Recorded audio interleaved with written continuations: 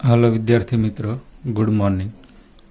छेल्ले આપણે ધોરણ 10 ની અંદર ગણિત વિષયમાં ચેપ્ટર નંબર 5 સમાંતર શ્રેણી વિશે અભ્યાસ કરતા હતા। એના આપણે બે વિડીયો મૂકેલા છે, જેમાં બેઝિક માહિતી હતી અને સમાંતર શ્રેણીના તફાવત શોધવાનું સૂત્ર અને પદો મેળવવાના સૂત્ર આપણે જોયા હતા અને એના ઉદાહરણ પણ આપણે જોયા હતા। હવે સ્વાધ્યાય તરફ આગળ વધીએ તો સ્વાધ્યાય 5.1 તો સ્વાધ્યાય 5.1 अंदर प्रश्न नंबर पहलो है कि नीचे आपेली स्थिति में कई स्थिति में संख्या यादी समांतर श्रेणी बने से। एटले कि नीचे तमने अमुक वाक्य आपेला है। हवे ए वाक्य ने आपणे संख्यानी रीत में गोठववाना छे अने समांतर श्रेणी बने से कि नहीं एवुं आपणे कहेवानुं छे। नीचे आपेली स्थिति में एटले तमने कोई घटनाओं आपेली है, ए स्थिति ने संख्यानी यादी समांतर श्रेणी बने से कि नहीं, एटले कि जे स्थिति आपी है एने आपणे ई स्थिति में आपणे संख्या रूपे दर्शाववानी छे अने संख्या ने आपणे क्रम में एटले कि श्रेणी में गोठववाना छे अने पछी जोवानुं छे कि ई श्रेणी समांतर श्रेणी बने से कि नहीं। आपणे प्रश्न जोईशुं एटले आपणने वधारे ख्याल आवशे। तो जो पहली तमने माहिती आपेली छे प्रश्न नंबर 1 में पहलो प्रश्न कि टेक्सीनुं भाडुं प्रथम किलोमीटर माटे ₹15 एटले कि टेक्सी एक गाड़ी है एनु भाड़ू 1 किलोमीटर हाले त्यारे केटला रुपया चूकववाना छे तो कि 15 अने पछीना वधाराना प्रत्येक किलोमीटर माटे ₹8 चूकववाना छे। एटले कि प्रथम किलोमीटर हाले त्यारे टेक्सीनुं भाड़ू केटला रुपया देवानुं छे तो कि 15 रुपया अने त्यारबाद दरेक किलोमीटर माटे पछी बीजू किलोमीटर कापे त्यारे 8 चूकववाना, तीजू कापे त्यारे 8 चूकववाना, चौथुं कापे त्यारे पण केटला चूकववाना 8। एटले कि प्रथम किलोमीटर माटे 15 अने पछीना दरेक किलोमीटर माटे ₹8 छे चूकववाना छे।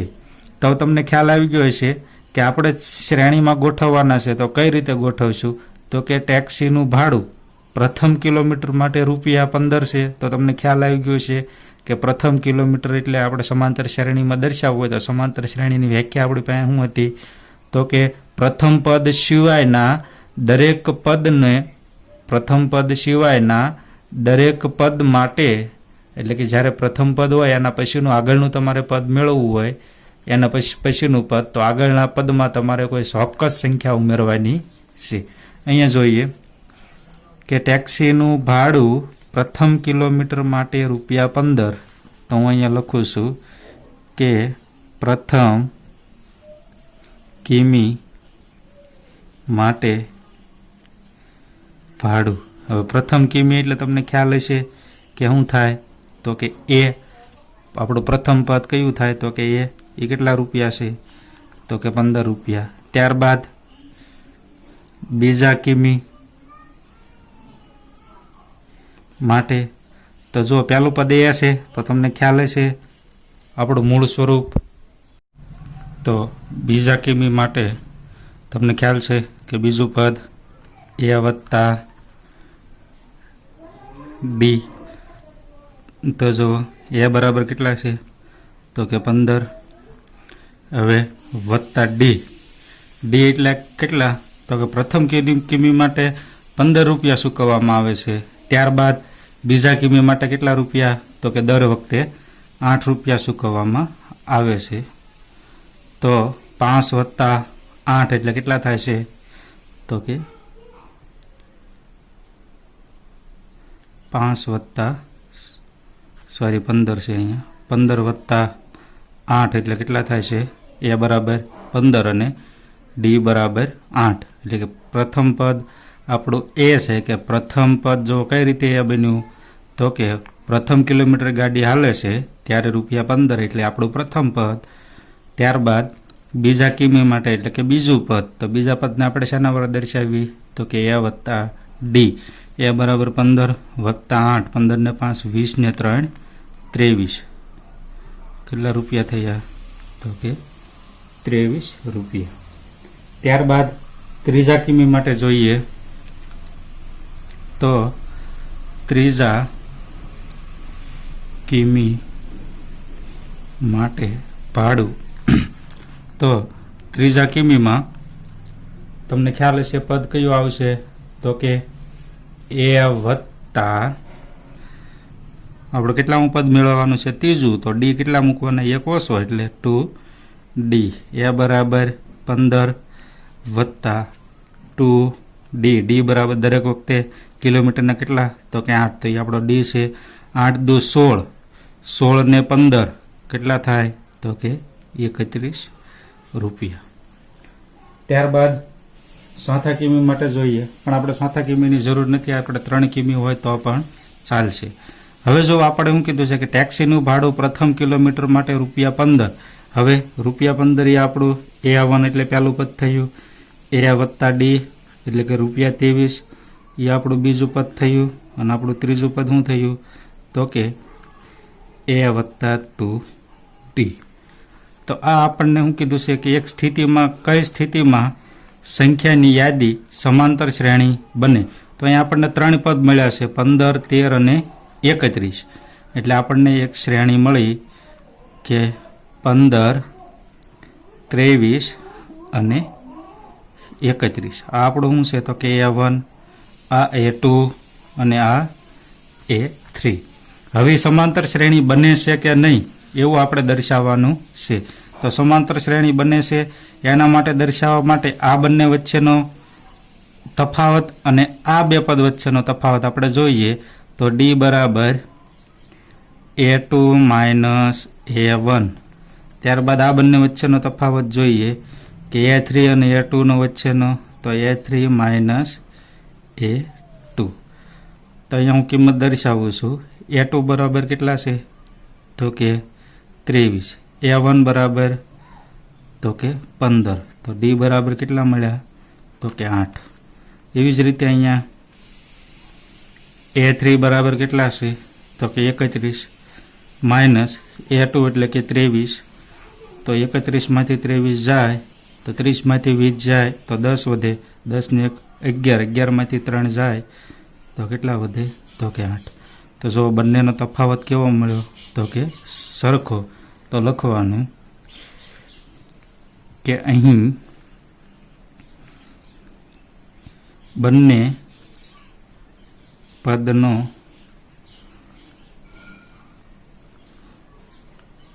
તફાવત સરખો હોવાથી આપેલ શ્રેણી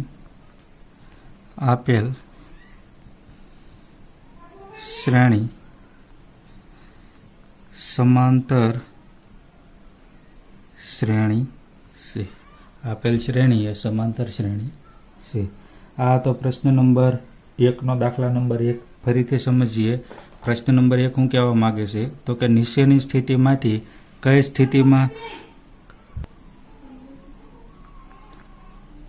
નીચે આપેલી સ્થિતિમાંથી કઈ સ્થિતિમાં સંખ્યાની યાદી સમાંતર શ્રેણી બને છે. એટલે કે અહીંયા તમને કોઈ પણ સંખ્યા એટલે કે વાક્ય આપેલું હોય છે તો એ વાક્યની આપણે સંખ્યા મુજબ દર્શાવવાની, એટલે કે વાક્યમાંથી આપણે એની સંખ્યામાં રૂપાંતર કરવાનું છે. તો એ વાક્ય જોઈએ કે ટેક્સીનું ભાડું પ્રથમ કિલોમીટર માટે ₹15. તો આપણી સમાંતર શ્રેણી વ્યાખ્યા શું હતી? તો કે પ્રથમ પદ સિવાયનું, એટલે કે પ્રથમ પદ આપણું કયું છે? તો કે 15. પછી સમાંતર શ્રેણીની વ્યાખ્યા ખાસ જુઓ કે પ્રથમ પદ સિવાયના દરેક પદ મેળવવા માટે આગળના પદમાં કોઈ ચોક્કસ સંખ્યા ઉમેરવાની છે. તો અહીંયા જો આપણને આગળના પદમાં ચોક્કસ સંખ્યા એને ઉમેરવાની કીધી છે તો કે કેટલા રૂપિયા? તો કે 8. જો ટેક્સીનું ભાડું પ્રથમ કિલોમીટર માટે 15 છે, ત્યારબાદ બીજા જેટલા કિલોમીટર હાલે ગાડી તો એ દરેક કિલોમીટર માટે કેટલા ચૂકવવાના છે? તો કે 8. તો આ એક આપણને શું મળી? તો કે ચોક્કસ કિંમત મળી. તો આપણે પ્રથમ પદ તો એ બરાબર કેટલા મળશે આપણને? 15. એને આપણે A1 કહી દઈએ પહેલું પદ. પછી બીજા કિલોમીટર માટે એટલે કે આપણું બીજું પદ. તો બીજું પદનું મૂળ સ્વરૂપ શું છે? તો કે A વત્તા ડી. A બરાબર 15 અને ડી બરાબર એટલે કે આપણું જે ભાડું છે કેટલા? તો કે 8. તો 15 વત્તા 8 એટલે 23. ત્યારબાદ ત્રીજા કિમી માટે આવું જ્યારે તમને કહેતા તમારે 1, 2 અને 3 પદ મેળવવાના, વધારે પદ મેળવવાની જરૂર નથી. તો A વત્તા 2D ત્રીજું પદ છે એટલા માટે આપણે ડી કેટલો લેવાનો? 1 ઓછો લેવાનો. A બરાબર 15, 2 એમ નામ ડી બરાબર 8. 8 દુ 16, 16 ને 15 31. એટલે ત્રીજું પદ આપણને કેટલું મળ્યું? તો કે 31. હવે આ જે ત્રણેય પદ આપણને મળે છે એને તમારે શ્રેણીમાં ગોઠવી નાખવાના. પછી બબ્બે વચ્ચેનો તફાવત લઈ લેવાનો કે ડી બરાબર A2 માઇનસ A1 અને ત્યારબાદ ડી બરાબર A3 માઇનસ A2. આ બંનેનો તફાવત જો સરખો આવે તો આપેલી શ્રેણી સમાંતર શ્રેણી છે, અને સરખો ન આવે તો આપેલી શ્રેણી સમાંતર શ્રેણી નથી. હજી એક દાખલો જોઈએ એટલે તમને વધારે ખ્યાલ આવશે. તો દાખલા નંબર 2ની હું રકમ અહીંયા લખું છું. તો અહીંયા જોઈએ બીજા દાખલાની રકમ કે નળાકારમાં રહેલા હવાનું પ્રમાણ, એટલે કે એક નળાકાર આપેલો છે, એ નળાકારની અંદર હવા ભરેલી છે. તો હવા કાઢવાના પંપ દ્વારા, એટલે કે આ નળાકારમાંથી એક પંપ દ્વારા હવા છે એ બહાર કાઢવામાં આવે છે. પણ હવા કઈ રીતે બહાર કાઢવામાં આવે છે? તો કે જ્યારે એક વખત તમે નળાકારમાંથી હવા બહાર કાઢો છો ત્યારે 1/4 એટલે કે ચોથા ભાગની હવા બહાર કાઢવાની છે. ચોથા ભાગની હવા છે એ બહાર નીકળી જાય, પછી જે હવા વધે એમાંથી ફરીને 1/4 એટલે કે ચોથા ભાગની હવા બહાર કાઢવાની છે. ત્યારબાદ જે હવા વધે એમાંથી ફરીને 1/4 એટલે કે ચોથા ભાગની હવા છે એ બહાર કાઢવાની છે. એટલે કે દર વખતે બાકી વધેલા ભાગમાંથી ચોથા ભાગની હવા છે એ આપણે બહાર કાઢવાની છે. તો અહીંયા જોઈએ કે શરૂઆતમાં નળાકારમાં રહેલા હવાનું પ્રમાણ હવા કાઢવાના પંપ દ્વારા દર વખતે બાકી વધેલા ભાગમાંથી 1/4 જેટલી હવા બહાર કાઢવામાં આવે છે. હવાને આપણે સંખ્યાના સ્વરૂપમાં દર્શાવીએ તો ધારો કે હવે આપણને અહીંયા નળાકારમાં કેટલી હવા આપેલી છે એ ખબર નથી, એટલે આપણે ધારી લઈએ કે ધારો કે નળાકારમાં 20 જેટલી હવા છે. ધારો કે નળાકારમાં 20 જેટલી હવા છે. હવે આપણને કોઈ ચોક્કસ એવું નથી કીધું કે નળાકારમાં એટલી હવા છે. આપણે આગળના દાખલામાં તમે જોયું છે કે પ્રથમ કિલોમીટરનું ભાડું ₹15 છે, એટલે તમને ચોક્કસ આપેલું હતું. અહીંયા આપણને ચોક્કસ આપેલું નથી, એટલે તમારે XY કોઈ પણ તમે ધારી શકો. પણ મેં અહીંયા V એટલા માટે ધાર્યું છે કે મોસ્ટ ઓફલી આપણે વિજ્ઞાનની અંદર તમે જોતા હશો કે હવા માટે આપણે Vનો ઉપયોગ કરતા હોવી છે. તો ધારો કે નળાકારમાં 20 જેટલી હવા છે. હવે પ્રથમ વખત નળાકારની અંદર કેટલી હવા છે? તો કે 20 વખત. તો તમને ખ્યાલ આવી ગયો છે કે હું પ્રથમ વખત બોલ્યો એટલે શું થયું? તો કે આપણું પ્રથમ પદ થયું. તો આપણો શું થયું? તો કે A એટલે પ્રથમ પદ. કેટલું મળ્યું આપણને? તો કે V. હવે જો નળાકારની અંદર ધારો કે 1 જેટલી હવા હોય, એમાંથી ચોથા ભાગની આપણે હવા બહાર કાઢવી છે. તો 4 એકા 4 માઇનસ 1 આપણે લસા લીધો છે. તો 4માંથી 1 જાય તો 3 વધ્યા અને છેદમાં 4. કેટલા આવ્યા? 3/4. એટલે કે આ નળાકારની આખા નળાકારમાંથી તમે એક વખત એટલે કે ચોથા ભાગની હવા તમે બહાર કાઢો તો બાકી કેટલી હવા વધે? તો કે ત્રીજા ભાગની, એટલે કે 4 ભાગમાંથી ત્રીજા ભાગની છે એ હવા વધે. તો એને આપણે આવી રીતે લખશું કે 1 વાર અથવા તો 1/4 જેટલી હવા બહાર કાઢતા. હવે 1/4 જેટલી હવા બહાર કાઢો છો તો કેટલી હવા વધે છે? તો કે 4 ભાગ હતા એમાંથી 1 ભાગ છે એ આપણે શું કાઢી લીધો? તો કે બહાર કાઢી લીધો. બરાબર. ચોથા ભાગની હવા આપણે શું કરી છે? તો કે બહાર કાઢી લીધી. તો હજી ત્રીજા ભાગની હવા વધી. હવા માટે આપણે શું લખ્યું છે? તો કે V. તો એકવાર તમે જ્યારે આખા નળાકારમાં 20 જેટલી હવા છે એમાંથી તમે પંપ દ્વારા હવા બહાર કાઢો છો ત્યારે ચોથા ભાગની હવા બહાર નીકળે છે. તો ચોથા ભાગની હવા બહાર નીકળે તો વધે કેટલી? તો કે 3/4. અને V માટે આપણે શું દર્શાવી છે? તો કે હવા માટે શું દર્શાવી છે? તો કે V. ત્યારબાદ ફરી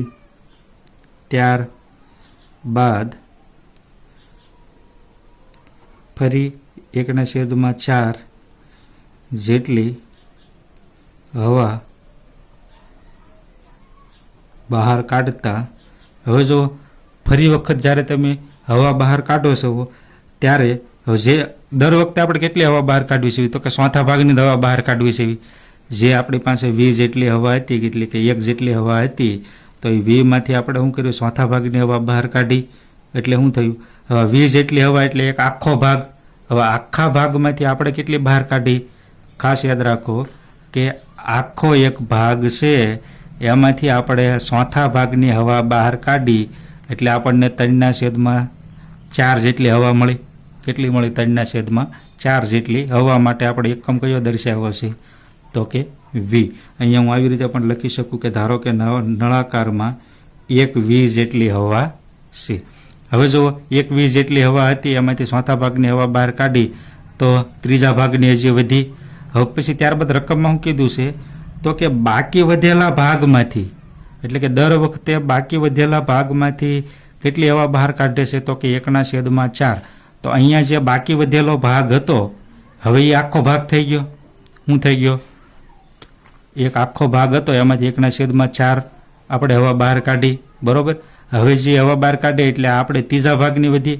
હવે ત્રીજા ભાગની આપણે આમાંથી ને આમાંથી કાઢવાની નથી, ચોથા ભાગમાંથી આપણે ફરીને કાઢવાની નથી. આ જે બાકી વધેલો ભાગ છે એમાંથી આપણે ચોથા ભાગની બહાર કાઢવાની છે. તો હવે જે બાકી વધેલા ભાગમાંથી ચોથા ભાગની હવા બહાર કાઢવાની છે, તો હવે ફરીને શું આપણે કરવાનું? તો કે આને આપણો આખો ભાગ છે ગણી લેવાનો. આને આખો ભાગ બહાર ગણી લ્યો તો આમાંથી આ બાકી વધેલો ભાગ છે એમાંથી ફરીને આપણે ચોથા ભાગની બહાર કાઢીએ તો ફરીને 3/4 આવવાનું. તો 3/4 એક વખત ઉપર હતું ને ફરી 3/4 આવ્યું તો કેટલું આવશે? તો કે 3/4 વર્ગ અને વી. ન સમજાણું હોય તો ફરી વખત કે નળાકારમાં 1 વી જેટલી હવા હતી એટલે એ આખો ભાગ થયો. તો આખા ભાગમાંથી આપણે ચોથા ભાગની હવા બહાર કાઢી તો 3/4 જેટલી હવા વધી, બરોબર. ત્યારબાદ રકમની અંદર કીધું છે કે બાકી વધેલો ભાગમાંથી, એટલે કે ફરી વખત જ્યારે તમે હવા બહાર કાઢો છો ત્યારે આ બાકી વધેલા ભાગમાંથી તમારે ફરીને એટલી હવા બહાર કાઢવાની 1/4. તો હવે જ્યારે ફરી વખત તમે હવા બહાર કાઢો છો ત્યારે આ બાકી વધેલા ભાગને આપણે શું ધારી લેવાનું? તો કે આખો ભાગ ધારી લેવાનો. હવે આખો ભાગ ફરીને ધારો છો ત્યારે એમાંથી પાછી આપણે ચોથા ભાગની હવા છે એ બહાર કાઢવાની. તો ફરીને ચોથા ભાગની હવા બહાર કાઢો તો એ કેટલા આવવાના છે? તો કે 3/4. તો પહેલી વખતે આપણે હવા બહાર કાઢી ત્યારે એકવાર 3/4 આવ્યા હતા, બીજી વાર કાઢો છો ત્યારે એનો શું થયો? તો કે વર્ગ થયો. ત્રીજી વાર કરશો ત્યારે શું થશે? તો કે ઘન થશે. એટલે કે દર વખતે જ્યારે તમે 1/4 જેટલી હવા બહાર કાઢો છો ત્યારે આગળનો જે બાકી વધેલો ભાગ છે અને આખો ભાગ છે એ ગણી લેવાનો. જો હું તમને એમ નથી કહેતો એક ગણો એમ કહેતો નથી, આખો ભાગ તમારે ગણવાનો છે. આખો ભાગ એટલે એક ભાગ, અને એમાંથી કેટલા ભાગની કાઢવાની છે? તો કે 4 ભાગની હવા કાઢવાની છે. એટલે કે 1/4 જેટલી હવા કાઢવાની છે. તો પહેલી વખતે આપણે 1/4 જેટલી હવા બહાર કાઢી તો 3/4 વધ્યા. પછી બીજી વખત હવા બહાર કાઢો છો તો પહેલી વખતના 3/4 અને બીજી વખતના 3/4 એટલે 3/4 ગુણ્યા 3/4 કરો એટલે વર્ગ મળે. આપણે કેટલા પદની જરૂર છે? તો કે 3 પદની જ તે. તો આને આપણે A1 કહી દઈએ, આને આપણે A2 કહી દઈએ અને આને આપણે શું કહી દઈએ? તો કે A3.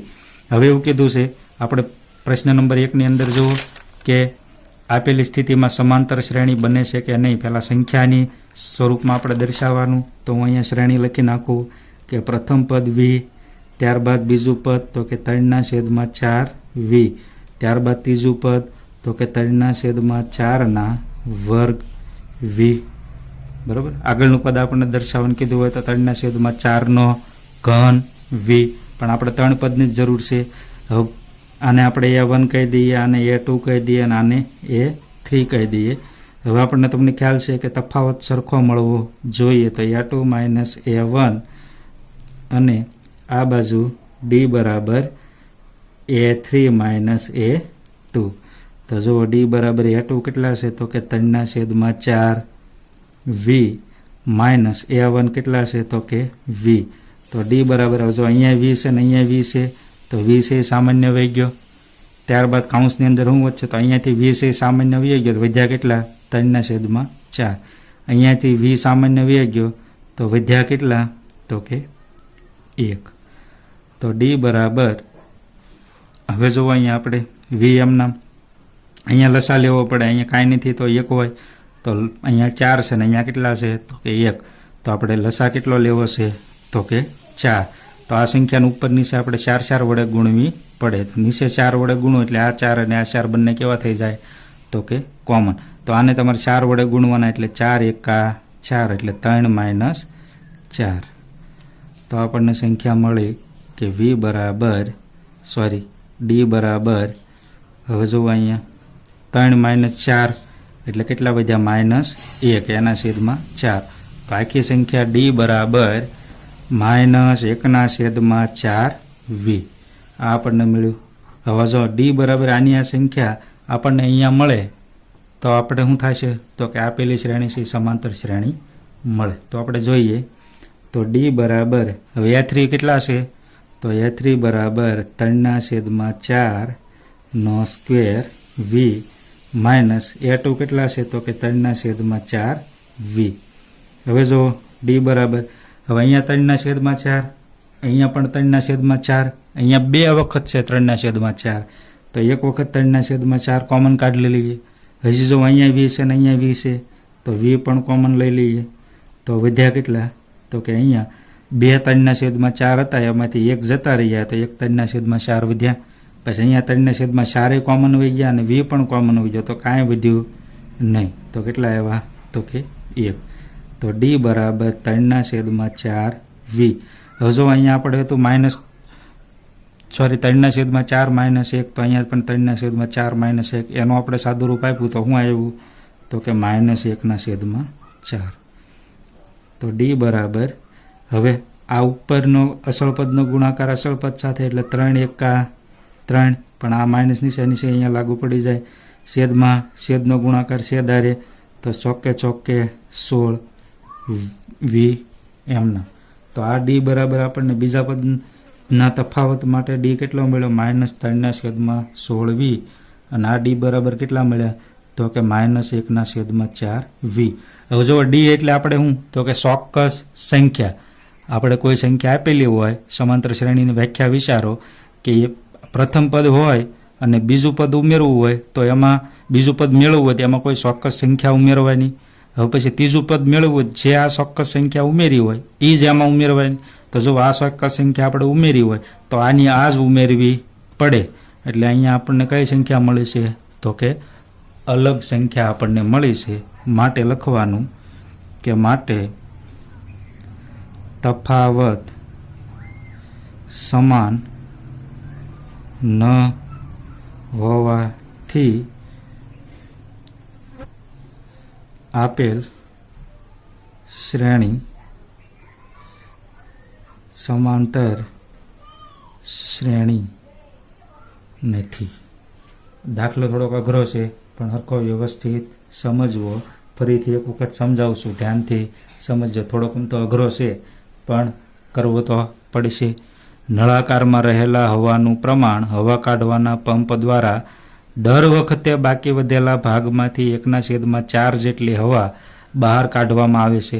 તો અહીંયા જો આપણને કીધું નથી કે નળાકારમાં કેટલી હવા છે, પણ ધારો કે નળાકારમાં 1v જેટલી હવા છે. તો પ્રથમ વખત નળાકારમાં કેટલી હવા છે તો કે 1v જેટલી. તો એ આપણું પહેલું પદ થયું એટલે A1 તો કે 1v અથવા તો v. ત્યારબાદ એ જે પ્રથમ પદ છે એમાંથી 1/4 જેટલી હવા બહાર કાઢવી. તો 1/4 જેટલી હવા બહાર કાઢતા એટલે કે આખો નળાકાર ભરેલો છે એટલે કે એનો એક ભાગ ભરેલો છે. એ આખા ભાગમાંથી એનો ચોથો ભાગ, આખો ભાગ છે હવાનો, એનો કેટલો ભાગ તો કે ચોથો ભાગ આપણે બહાર કાઢી લ્યો. તો 4 ભાગમાંથી કેટલા ભાગ વધે તો કે 3 ભાગ વધે. ચોથો ભાગ આપણે શું કર્યો તો કે બહાર કાઢ્યો. ધારો કે આખો પંપ હવાનો ભરેલો છે તો આ આખા પંપના આપણે 4 ભાગ પાડવી, એમાંથી એક ભાગ છે આપણે શું કરી લેવી તો કે બહાર કાઢી લઈએ. તો વધ્યા કેટલા તો કે 3 ભાગ વધ્યા, 1 2 અને 3. વધ્યા કેટલા ભાગ તો કે 3 ભાગ. તો ઉપર 3 ભાગ, કુલ આપણે કેટલા ભાગ પડ્યા હતા તો કે 4 ભાગ. હવે આ જે બાકી વધેલો ભાગ છે એના પાછો આપણે શું ગણવાનો આખો ભાગ ગણવાનો. શું કામ તો કે દર વખતે જે ભાગ વધે છે એને આખો ભાગ ગણી લેવાનો અને ત્યારબાદ એના કેટલો ભાગ બહાર કાઢવાનો તો કે 1/4 જેટલો ફરીને ભાગ બહાર કાઢવાનો. તો પ્રથમ વખત 3/4 બહાર કાઢ્યો તો ફરીને 3/4 બહાર કાઢો તો 3/4 ગુણ્યા 3/4 એટલે એનો શું થઈ ગયો તો કે વર્ગ. તો આપણને પહેલું પદ A1 કેટલું મળ્યું તો કે v, બીજું પદ તો કે 3/4v અને ત્રીજું પદ તો કે 3/4 કાકાંશનો વર્ગ v. આ ત્રણેય શ્રેણી રૂપે દર્શાવી દેવાનું. આ બંનેનો તફાવત અને આ બંનેનો તફાવત સરખો મળે તો સમાંતર શ્રેણી છે, નકર સમાંતર શ્રેણી નથી. તો આવી રીતે આપણે દાખલા નંબર 2 છે એ ગણવાનો હતો. પ્રશ્ન નંબર 1નો દાખલા નંબર 2 થોડોક અઘરો છે, પણ વ્યવસ્થિત કરજો એટલે આવડી જશે. 1-2 વખત લખવાની ટ્રાય કરજો. બરાબર. આવતા લેક્ચરની અંદર પ્રશ્ન નંબર 1નો આપણે 3 અને 4 બંને દાખલા જોઈશું. થેન્ક યુ વિદ્યાર્થી મિત્રો.